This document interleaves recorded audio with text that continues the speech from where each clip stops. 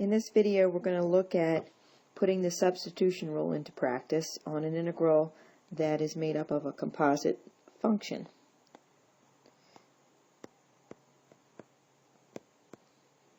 And just recall that composite functions are of the form f of g of x. So there's an inner and an outer function. In this case, you can see that the inner function is x squared plus 1, and the outer function is that inner function raised to the fourth power. So we're going to go through a little bit of a process here, and I'm going to stop and start the recording so that you don't hear all the clicking from my stylus, but bear with me. So we're going to let u equal the inner function. So u is going to equal, oops, erase that. We're going to let u equal the inner function. So in this case, u is going to be equal to x squared plus 1. And then we're going to take the derivative with respect to x. So du is equal to 2x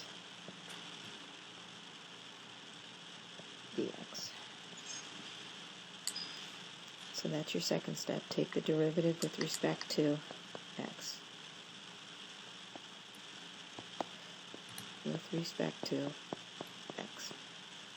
Then we're going to solve for dx algebraically in the above equation.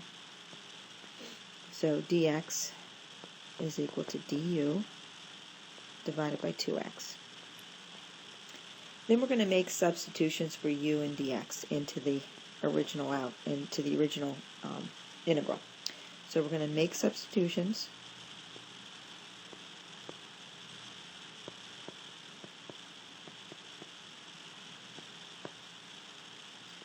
For u and dx. So let's look at the original integral. And make the appropriate substitution. So this integral is going to become,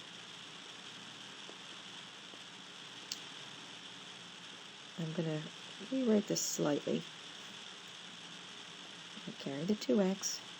There's nothing to substitute there. There's a u raised to the fourth power, and dx is equal to du over 2x.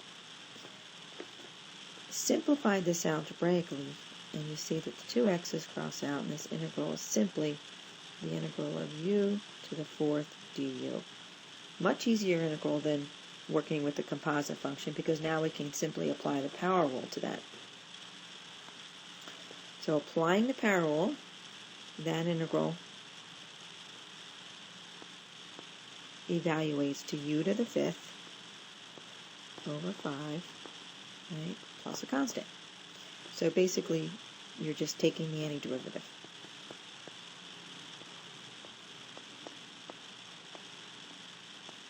Okay, so you're taking the antiderivative.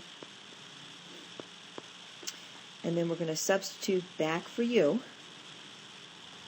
right, so that really was step 5. Take the antiderivative. And step 6, we're going to substitute back for u.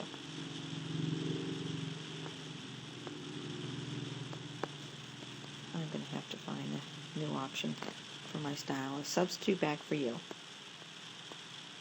And when you do that, you get x squared plus 1 raised to the fifth over 5 plus a constant.